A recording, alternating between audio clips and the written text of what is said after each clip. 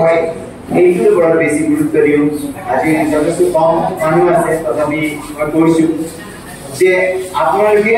ল'ৰা ছোৱালীক যিমান পাৰে ক্লাছ 8ৰ লৈকে এই ধৰণৰ ক্ৰিয়াকলাপবিলাক দিব আৰু পৰৱৰ্তী পৰ্যায়ত এই বিষয়বিলাকক লৈ আগবাঢ়ি যাব মই নিজে যেতিয়া ফাইন আৰ্টছৰ মানুহ হিচাপে আজি মোৰ প্ৰায় ৬৮ বছৰ বয়স হ'ল এই ৬৮ বছৰৰ অভিজ্ঞতাই মোক এটা কথাই শিকাইছে যে আপোনালোকৰ এই ল'ৰা ছোৱালীখিনিক অন্তত ল'ৰা ছোৱালীখিনিক কৈও আপোনালোকে কিছু কথা জনা উচিত আৰু সেই জনা বাকী জ্ঞানখিনি আপোনালোকৰ বিভিন্ন ধৰণৰ আলোচনা চক্ৰ কিতাপ বা অন্যান্য যিমানবিলাক বাতৰি কাকত এইবিলাক যিবিলাক আমাৰ ইনফৰমেশ্যন পাওঁ বিভিন্ন এংগেলৰ পৰা ছ'চিয়েল মিডিয়া আছে আমি অলপমান এড কৰিব লাগে কাৰণ আমাৰ অভিভাৱকে আজি অসমৰ চুকে কোণে ভেকুলৰ দৰে কিছুমান আৰ্ট স্কুল হৈ গৈছে আৰু সেই আৰ্ট স্কুলত এখন চাৰ্টিফিকেট লাগে কাৰণে অসমৰ সৰহসংখ্যক অভিভাৱকে সেই আৰ্ট স্কুলবিলাকত পঠায় শনিবৰীয়া দেওবৰীয়া আৰু শনিবৰীয়া দেওবৰীয়া সেই আৰ্ট স্কুলবিলাকত তেওঁলোকে নাযায় যদি দুদিন কৰিও হয় তেতিয়াহ'লে 8 দিন খুব বেছি 90টা ক্লাছ হয় তাৰপিছত কিন্তু দিয়া নহয় খুব বেছি কালি মই এঠাইত গৈছিলোঁ তাত গৈছে যে ছমাহ আহাই নাই কিন্তু চাৰ্টিফিকেটখন লৈ যায় আৰু চাৰ্টিফিকেটখন লৈ পেলাই তেওঁ কি কৰে ক্লাছ 9 বা 10 কি কৰে তেওঁ ঘৰতে আৰ্ট স্কুল খোলে আৰ্ট স্কুল মিন্স মই অকল ড্ৰয়িং বা পেইণ্টিঙৰ কথা কোৱা নাই গীতৰো হ'ব পাৰে নৃত্যৰো হ'ব পাৰে আৰু ক্লাছ 8তে তেওঁ ডিগ্ৰী পায় আমাৰ অভিভাৱকসকলে গৌৰৱ অনুভৱ কৰে আপুনি অমুক স্কুললৈকে পঠিয়াইছে নহয় মোৰ ল'ৰাটোৱে মাষ্টাৰ ডিগ্ৰী কৰিলে নহয় এইটো ডিপ্ল'মা ল'লে ক্লাছ 8তে ডিপ্ল'মা আৰু ডিগ্ৰী হৈ যায় নেকি যদি তেনেকুৱাই হয় আৰু ঘৰতে স্কুল আৰু সেইটো কাৰণে আজি আমাৰ সমাজ ব্যৱস্থা সম্পূৰ্ণ এটা বিপৰীত দিশত আগবঢ়াইছে কাৰণ ক্লাছ 8তে ক্লাছ 9তে যিখন আৰ্ট স্কুলৰ পৰা আৰ্ট বুলি কোৱাৰ লগে লগে অকল ড্ৰয়িং পেইণ্টিং নহয় মই গোটেইখিনি সামৰি বুলি কৈছো আই ঘৰত যেতিয়া আৰ্ট স্কুল যাব এই ল'ৰা বা ছোৱালীজনীয়ে কিন্তু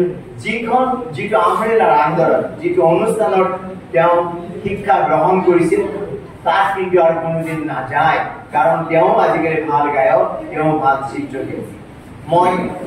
সমাপ্তি কৰাৰ আগতে এই কথাটোৱেই কওঁ এইখিনি কথা মই অভিভাৱকক কওঁ অভিভাৱকসকল অসমত আটাইতকৈ বেছি এতিয়া চাকৰি যদি আছে ফাইন আৰ্টছত আছে আৰু এই কথাটো বহুতে নাজানে অন্যান্য বিষয়ৰ দৰে আপুনি ফিজিক্স হওক কেমেষ্ট্ৰি হওক মেথছ হওক ছ'চিয়েল ষ্টাডিজ হওক লেংগুৱেজ হওক যি ছাবজেক্টেই নাযায় সেই ছাবজেক্টৰ দৰে ইয়াতো আপুনি 6 বছৰ পঢ়িব লাগিব 6 বছৰ পিছত ইয়াতো আপোনাৰ PhD বা নেট থাকিব লাগিব তেতিয়াহে আপুনি শেহতীয়াভাৱে কি কৰিব সেইটোৰ কাৰণে উপযোগী হ'ব কিছুদিন আগতে বহুকেইটা চাকৰি ওলাইছিল ফাইন আৰ্টছৰ এতিয়া ইমানেই ভাল কথা অসমৰ যিমানবিলাক BEd কলেজ আছে এই BEd কলেজবিলাকত মেক্সিমামত আপোনাৰ ফাইন আৰ্টছৰ এচিষ্টেণ্ট প্ৰফেচাৰৰ পোষ্ট খালী হৈ আছে কিন্তু আমাৰ ইয়াতে তেওঁলোকে কেনেকৈ হ'ব ক্লাছ 8তে মাষ্টাৰ ডিগ্ৰী কৰি থৈ দিছে গতিকে তেওঁলোকৰ নেট বা PhDৰ কুৱেশ্যন নাই আৰু সেইকাৰণে আমি শিলচৰৰ পৰা কলকাতাৰ পৰা দিল্লীৰ পৰা মুম্বাইৰ পৰা আহি পেলাই এই চাকৰিবিলাকত সোমাইছে অসমত যিমানখন BEd কলেজ আছে অসমত ডায়েট আছে প্ৰায় 20-31খন ডায়েট আছে বেসিক ট্ৰেনিং সেন্টাৰ আছে নৰমাল আছে এইবিলাকত অজস্ৰ ফাইন আৰ্টছৰ চাকৰিবিলাক আছে আৰু এই চাকৰিবিলাক আমি খুব কমেই পাইছো আমি যেতিয়া মাষ্টাৰ্ছ কৰি আহিছিলো বিশ্বভাৰতীৰ দৰে এখন ইউনিভাৰ্চিটিত আমাক মাতি লৈ গৈছিল তেতিয়া ইমান কম ডিমাণ্ড আছিল আৰু আজি কি হৈছে আপোনাৰ কিন্তু PhD লাগিব নেট লাগিব আৰু সেই কাৰণে ল'ৰা বা ছোৱালীটো তাত লৈ যাব লাগিব আটাইতকৈ একেবাৰে শেষ কৰাৰ আগতে মই অভিভাৱকসকলক আটাইতকৈ ডাঙৰ কথা কৈছো সমাজত আমি এতিয়া আমাৰ প্ৰতিটো পৰিয়াল একক হৈ গৈছে অকল আমিহে ভাল তোমালোক বেয়া আৰু প্ৰতিজন মাক দেউতাকে নিজেও মিটিঙত যাব অহৰহভাৱে কেৱল মোবাইলটো চাই থাকিব আৰু তেওঁলোকে কি কৰিব সেই মোবাইলৰ স্ক্ৰীন ল'ৰা ছোৱালীক শিকাব আৰু ফলত কি হৈছে ঘৰৰ ল'ৰা ছোৱালীয়ে হওক মাক দেউতাক হওক ককা আইতা হওক কাৰো ভাৱৰ আদান প্ৰদান নহয় এককভাৱে নিজকে সমাজৰ বিশেষ ব্যক্তি হিচাপে ভাবে আৰু ভাবি পেলাই সেই ছাত্ৰ বা ছাত্ৰীবিলাকক কোনো প্ৰতিযোগিতালৈ পঠায় আৰু সেই প্ৰতিযোগিতাত কি কৰে তেওঁ প্ৰাইজটো বিচাৰে আৰু প্ৰাইজ বিচৰাৰ কাৰণে ধৰক আৰ্ট স্কুলবিলাকত পঠায় আৰ্ট স্কুলবিলাকত ল'ৰা ছোৱালী শিকাই দিয়ে যে আজি পপুলেশ্যনৰ ওপৰত হ'ব কোন মাজুলী তই চা পপুলেশ্যনৰ এয়া অনলাইনৰ পৰা গোটেই পপুলেশ্যনৰ ওপৰত মুখস্থ মাতাই দিয়ে যে চা এইখন ছবি তই আঁকিবি যিটো সময়ত আমি কৈছিলো আৰ্ট এডুকেশ্যনে ল'ৰা ছোৱালীৰ স্কিল ডেভেলপ এইবিলাক কৰে ইণ্ডিভিজুৱেল ক্ৰিয়েটিভিটি ডেভেলপ কৰে সিহঁতৰ ইমাজিনেশ্যন ডেভেলপ কৰে সিহঁতৰ অন্যান্য বুদ্ধান্তবিলাক ডেভেলপ কৰে তেতিয়াহ'লে আমি যদি আনে এখন ছবি অনলাইনৰ পৰা তাক কপি কৰি লৈ দিওঁ আমি সৰুৰে পৰা আমি আমাৰ ল'ৰা ছোৱালীক কি শিকাম গতিকে মই আকৌ কৈছো এনেধৰণৰ চৰ্চাই ল'ৰা ছোৱালীৰ অকল শাৰীৰিকভাৱে নহয় মানসিক বিভিন্ন দিশত এনেকে বিকাশ ঘটাব আৰু বিকাশিত এই ব্যক্তি বা এই শিশুবিলাক গৈ পেলাই পৰৱৰ্তী পৰ্যায়ত আমাৰ সমাজখনৰ প্ৰতিনিধিত্ব কৰিব গতিকে আপোনালোকে যিসকল অভিভাৱকে ছাত্ৰ ছাত্ৰীবিলাকক আনিছে তেওঁলোকক মই যথেষ্ট ধন্যবাদ দিছো কেৱল আপোনালোকে সিহঁতক ব্যৱহাৰিক জগতখনৰ সৈতে সাৰাউণ্ডিঙৰ সৈতে অকমান পৰিচয় কৰি দিয়ক যি পৰিচয়ৰ কাৰণে মহৰ্ষি দেৱেন্দ্ৰনাথ ঠাকুৰে ইমান বিশাল ৰাজবাৰী থকাৰ পিছতো ৰবীন্দ্ৰনাথক শান্তি নিকেতনলৈ পঠাইছিল যি শান্তি নিকেতনে প্ৰাকৃতিক পৰিৱেশত ৰবীন্দ্ৰনাথক এজন বিশ্ব কবি হ'বৰ কাৰণে বা বিশ্ব গুৰু হ'বৰ কাৰণে এজন ভাল নভেলিষ্ট হ'বৰ কাৰণে মানে